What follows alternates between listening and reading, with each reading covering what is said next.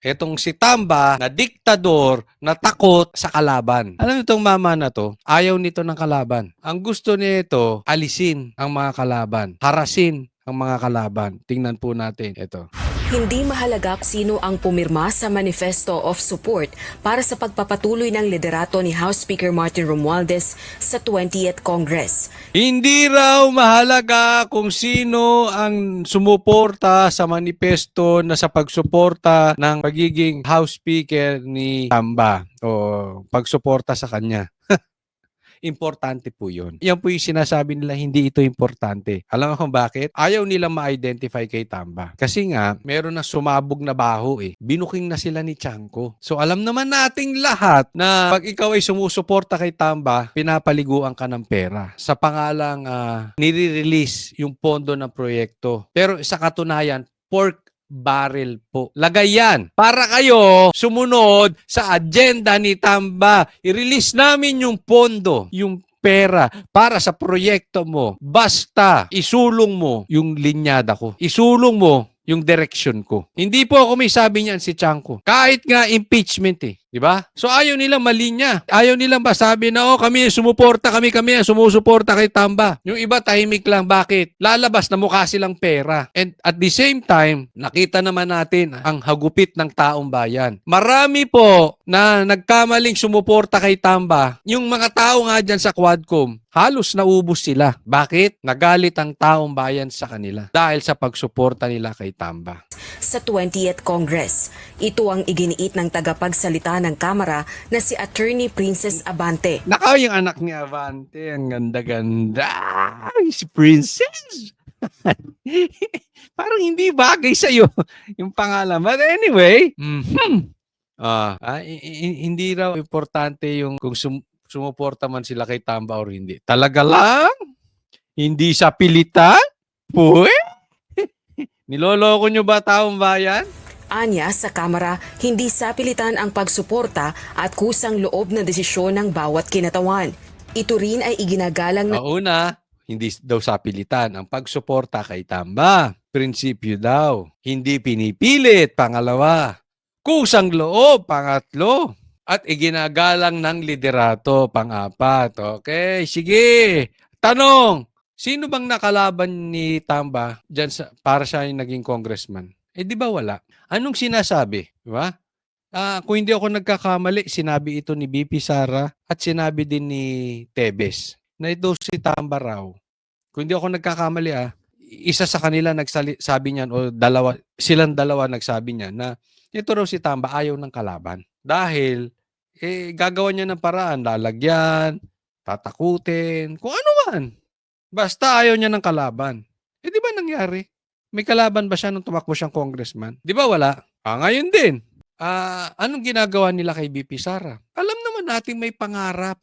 May pangarap na maging di umanong prime minister to si Tamba or presidente. May pangarap ito. At ang balakid sa pangarap ni Tamba ay si BP Sara. So sa madaling salita, si Tamba hindi kayang lumaban ng patas. Ang kaya ni Tamba, tanggalin ang kalaban. Dahil mahina po talagang nilalang yan si Tamba. Una, hindi minamahal ng tao. Ipokrito, matapobre, anak mayamang napakataas na kala mo kung sinong napakagaling. Hindi gusto ng taong bayan eh. Anong alam lang yan?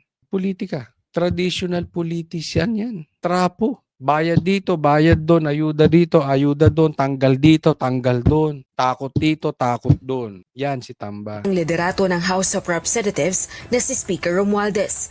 Ginawa nito ang pahayag matapos na aminin ni House Deputy Speaker Cebu 5th District Representative Duke Frasco na hindi ito pumirma sa Manifesto of Support para kay Speaker Romualdez. Hindi siya pumirma. Si Frasco hindi po pumirma sa suporta kay Tambaluslos. Anong ginawa ni Tamba?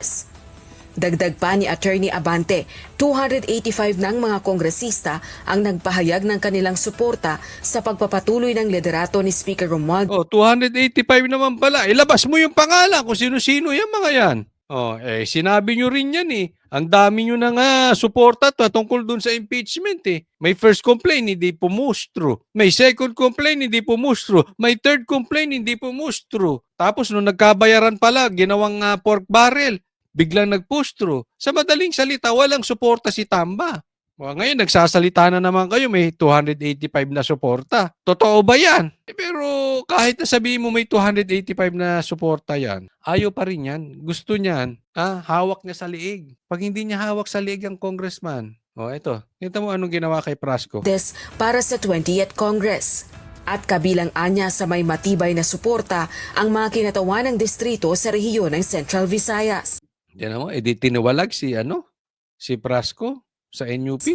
Samantala, inihayag naman ni National Unity Party o NUP President at Camarines Sur 2nd District Representative El Rey Villaferte na itinitiwalag si Congressman Frasco mula sa partido. Ito ay dahil sa desisyon nitong huwag suportahan ng House Speaker. Kita mo? Itiniwalag. Dahil sa desisyon nito ayaw suportahan ng Speaker. Galing mismo sa inyo. Kahit ba sabihin natin nasa rules yan ng partido ninyo, kung kayo ay talagang nire-respeto nyo ang bawat member, kung talagang kayo ay hindi namimilit ng suporta, bakit ititiwalag nyo yung iba ng opinion sa inyo? Iba ang pagtingin sa politika. Sabi, pambihira naman. No? Tingnan nyo, kayo mismo, inaamin nyo na, kinokontradict nyo sarili niyo. Kayo mismo inaamin nyo, makasinungaling kayo.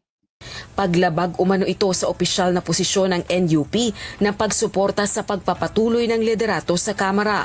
Wala pang reaksyon si Congressman Frasco sa akbang na ito ng kanyang partido. Rosalie. Di ba? Anong palusot? Di ba? Nasa yan? Nasa rules ng partido. May kamay dyan si Tamba. Gaya na sinasabi nila. Walang nangyayari sa Kamara nang walang kamay si Tamba. Huwag niyo sasabihin na hindi yan ni Tamba. Hindi yan nakagustuhan ni Tamba. Hindi po pinipilit si Prasco sa sumuporta. Pero itiniwalag. Di ba?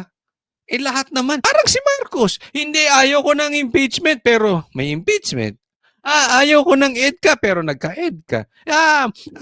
Ayaw ko ng ICC pero nagkaroon ng ICC. Yang sila magpinsan, hindi niya kaya panindigan. Weak yan dalawang yan. Hindi nila kayang panindigan yung kanilang gusto. Dahil alam nila yung kanilang gusto ay hindi maganda. Galawang itim. Galawang may masamang binabalak. Kasi kung maganda yung paninindigan nila, magsasalita sila, hindi ko gusto yung ginawa mo, mali yan. Mali yan. Wala eh. Tahimik. Tapos yung ibang tao, magiging attack dog niya. Maya-maya malalaman mo. Yung vlogger may demanda na. Bakit? Galing kay Tamba. Yung isa, itinawalag. Bakit? Galing kay Tamba. Yung isa, ginigipit. Bakit? Dahil kay Tamba. Iba sinasabi, iba ginagawa. Ganyan yung magpinsang Marcos at Tamba. Next topic po tayo. Ito, pag-usapan natin. Medyo may matinding binitawan to si Robin Padilla. At ito yung inaasahan natin. Siyempre, naantay ko pa siya. Today, sir. Today. Naantay ko pa po si Ivy. Today, sir. Huwag mo nang antayin si Amy. Magulo lang yan si Amy. Huwag ka maniniwala dyan, Robin, kay Amy. Magulo yan, magulo. Inaantay ko pa siya. Bakit, sir? Siyempre, Duterte kami. Alam mo yan ang gusto ko kay Robin. Duterte kami. Diretso, hindi siya yung trapo. Yan yung sinasabi ko. Whether yung gusto mo tama or mali, huwag kang tumago sa palda ng spokesperson mo. Huwag kang tumago sa palda ng PCO mo. Huwag kang tumago sa palda ng mga kaalyado mo. Tayuan mo. Ano sabi ni Robin? Siyempre, Duterte kami. Ayan. Alam mo, eto meron ako mga hindi gustong desisyon ni Robin. Like yung kanyang pagsunod kay Amy. Yung kanyang pag-endorso kay Amy. Pero hindi mo matatawaran ang loyalty nito si Robin. Maaring hindi siya kasing talino nung iba, pero hindi mo matatawaran yung tapang nito, yung paninindigan nito. Hindi siya kasing batikan at kagaling sa argumento ng mga ibang senador, pero ito si Robin, hindi bayad, hindi nagpapataas ng presyo. Alam mo kung si Robin ay itim o puti. Alam nyo, nung nakaraang eleksyon, lumabas po. May mga kakilala tayo, hindi ko naiisa-isahin dahil naging kaibigan ko na rin. No? may mga tumakbong senador na ang tataas sa survey. At pinipilit namin na manindigan. Dito ka o dito? Hindi namin pinipilit na ikaw ay kumampi sa Duterte. Ang pinipilit po namin, o siguro ay itinutulak, isinasuggest namin, you take your side. Kasi sa gitna ng init ng problema ng Pilipinas, tapos tahimik ka sa isang tabi, hindi ka nagtitake ng side, ayaw ng Pilipino niyan. Mas gugustuhin pa naming sabihin mong NPA ka, dilaw ka, maka Marcos ka, maka Duterte ka, but you take your side. You don't keep quiet sa mga maiinit, mga napapanahon, controversial issues. Pag tumahimik ka na dyan at wala kang side, you are just protecting your survey. At nakita natin nung nakaraang eleksyon, bumagsak yung matataas. Bumagsak. Bakit? Nanahimik. Hindi ko alam kung naniniguro. Hindi ko alam kung nabigyan ng pera. Hindi ko alam kung natakot. Hindi ko alam kung sa tingin nila panalo na sila. But at the end of the day, ayaw ng tao. Ang nagsasayaw sa gitna. Iba po ito si Robin. Alam mo kung itim, itim.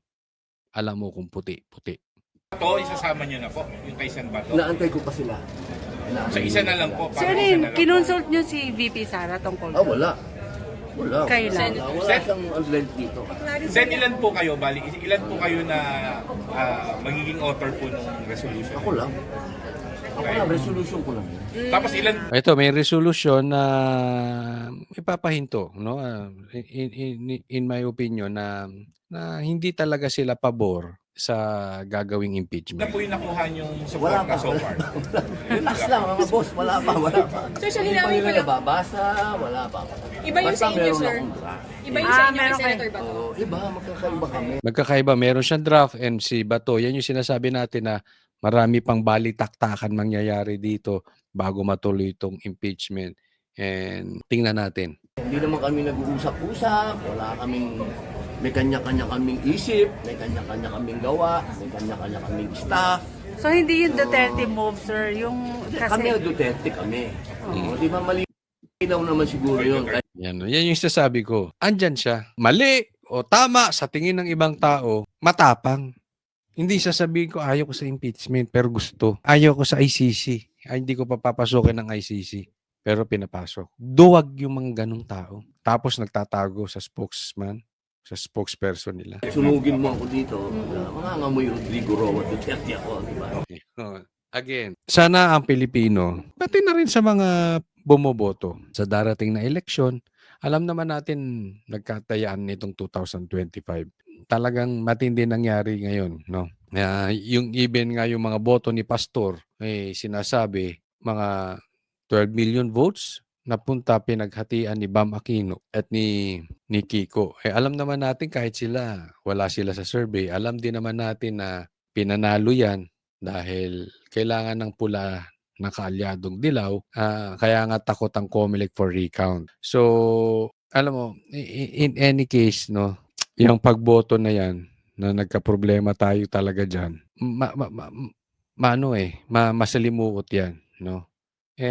Agaya ng sabi ko, ang tao doon na pupunta sa yung talagang doon sila. Yung kitang-kita mo na gaya itong si Robin. Yung sinasabi ni Robin na kahit sunugin nyo ako ngayon, mangangamoy Rodrigo Roa Duterte ako.